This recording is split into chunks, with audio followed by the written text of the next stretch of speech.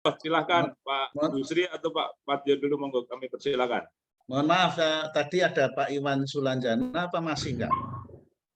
Sudah Nggak ada, Pak. Udah nggak ada. Udah nggak ada, Pak. Ya, ya tadi kebetulan Pak Iwan sempat bergabung, tapi ternyata sudah meninggalkan. Saya kira secara keseluruhan sudah cukup bagus lah, karena olah gerak dan olah nafas itu satu proses. Tidak bisa, saya sudah 7 tahun pun setelah saya mencoba melihat di depan cermin atau di depan laptop saya, ternyata saya pun juga masih banyak hal-hal yang masih perlu saya dekatkan dengan apa yang dicontohkan oleh Pak Haryangga. Jadi nggak usah kecil hati, ya. Tetapi yang paling penting adalah semangat dan kesadaran penuh kita untuk melakukan sesuatu yang dicontohkan oleh Pak Haryangga, gitu ya. Ya, saya kira saya sangat mengapresiasi semangatnya, sudah berkobar-kobar semuanya, gitu ya, berusaha untuk ke arah sana. Ya. Dan untuk hari ini saya untuk kedua kalinya ingin memberikan tadi pagi sudah saya berikan juga di Pokel, bahwa kita perlu menghayati secara mendalam bahwa BEP itu ditunggu oleh banyak istilah yang digunakan, ada yang mengatakan 3 pilar, ya, 3 pilar.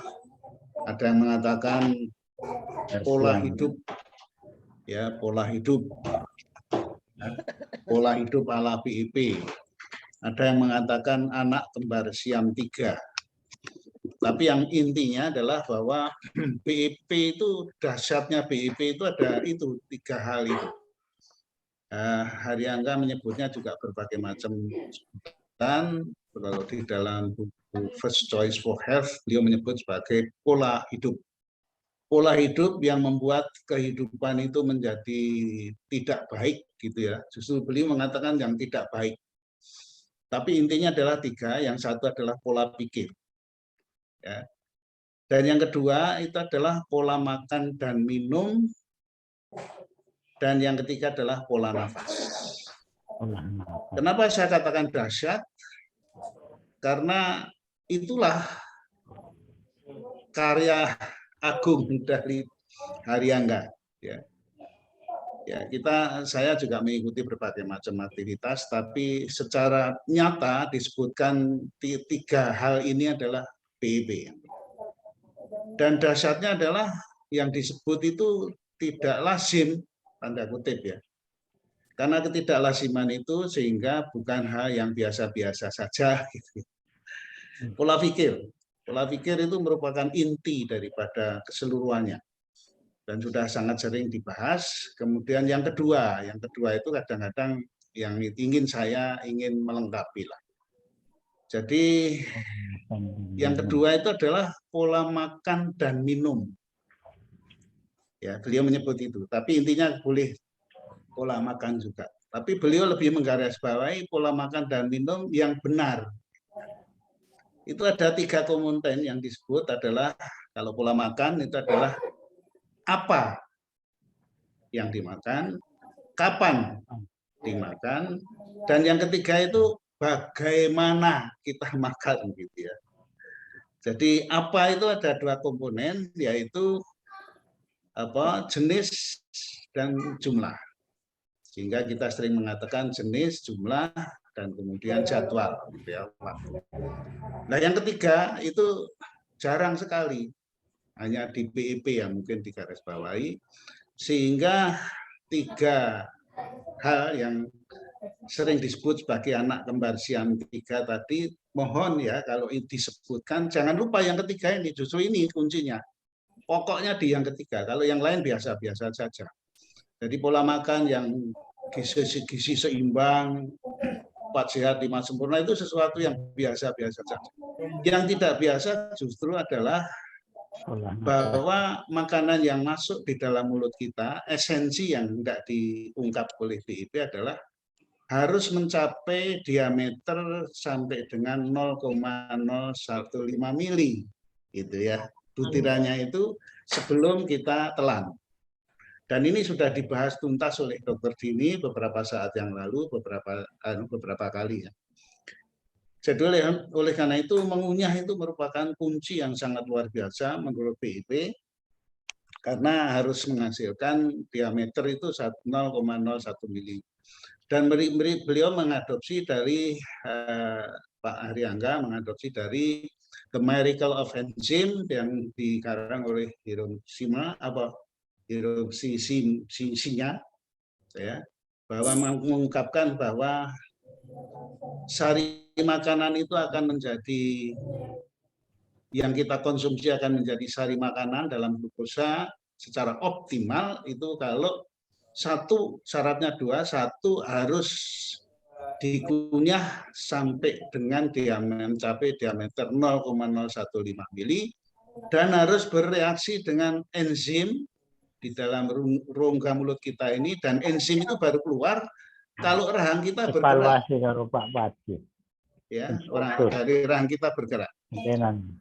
Dan pergerakan rahang itulah yang akan menghasilkan enzim dari rongga mulut kita, enzim amilase, dan dia harus bereaksi dulu baru kita telan. Jadi mohon untuk refresh ya, ini bagus sekali ya refresh itu, karena itu memang landasan yang sangat kuat. Jadi oleh karena itu kalau kita menyebut anak kembar Siam 3, yang kedua itu tolong jangan lupa bahwa harus mengunyah sekurang-kurangnya 40 kali. Ya. Pertanyaannya di dalam waktu kita diskusi dan tadi pagi juga ada pertanyaan dan itu sudah ditanyakan dengan Pak Haryangga pada saat kami latihan dulu. Bagaimana Pak kalau giginya sudah ompong? Dan tidak bisa mengunyah lagi. Jawaban beliau sangat normatif ya, bahwa Allah mengizinkan manusia diberi peluang kalau giginya ompong ya tolong diberikan ganti, yaitu gigi palsu. Tanpa izin Allah tidak mungkin manusia akan membuat gigi palsu. Jawabannya sambil berseloroh. Jadi intinya begitu. Bagaimana kalau misalnya di blending untuk mencapai diameter 0,015 mili di blender maksudnya, dihancurin supaya mencapai ya silakan aja, tapi ya tidak bisa, tidak menjadi optimal karena manusia belum bisa menggantikan enzim artificial enzim itu. Ada 3 komponen yang manusia belum bisa membuat ya, itu adalah enzim, hormon, dan antibodi. Itu manusia belum bisa menciptakan artifisialnya yang mendekati ciptaan Allah tadi. Sehingga enzim tadi bisa saja digantikan, tapi tidak akan seoptimal kalau enzim itu diproduksi oleh rongga mulut kita, kira-kira gitu. Sehingga ini dituangkan di dalam logo. Nah, ini kita bicara logo sekarang. Kita bicara logo sejenak. Silakan mencermati logo KBI, Komunitas Bipers Indonesia. Di dalam logo itu Bapak Ibu dan belum pernah muncul pertanyaan, tapi hari ini saya informasikan bahwa di dalam logo itu Ibu akan menemukan simbol bintang. Kecil. Bintang kecil. Nah, bintang yang kecil itu maknanya adalah positive thinking. Kemudian ada angka 39. Ya. Tapi belum ada yang bertanya, kok ada 39 itu dari mana itu? Itu adalah mengekspresikan, itu adalah pola makan yang benar. Yaitu dengan simbol 39 itu mestinya 40. Kenapa nggak 40, Pak? Ya karena angka 40 itu karena yang mendapat inspirasi Pak Julian Lee, jadi yang angka 40 itu tidak boleh dituangkan atau inspirasi itu ternyata diinspirasi karena itu adalah hasil renungan yang sangat mendalam dan akhirnya tertuanglah angka 39. Tapi anehnya tidak pernah ada yang tanya pertama ini. Hari ini yang saya sampaikan. Kemudian O2, nah ini juga ini dahsyat ini. Tidak pernah orang menyebut O2, oksigen. Jadi oleh karena itu adalah mengekspresikan adalah olah nafas. Yang dititik beratkan kan olah nafas. Kalau ibu-ibu dan bapak sekalian ada anaknya lagi kuliah jauh di luar negeri atau dimanapun juga, kalau telepon itu mesti pertanyaannya, satu, sudah sholat belum? Udah. Sudah makan belum? Jangan lupa ya, makan harus makanan yang bergizi, bla bla bla bla bla, makanan yang seimbang, bla bla. Itu biasa-biasa saja itu.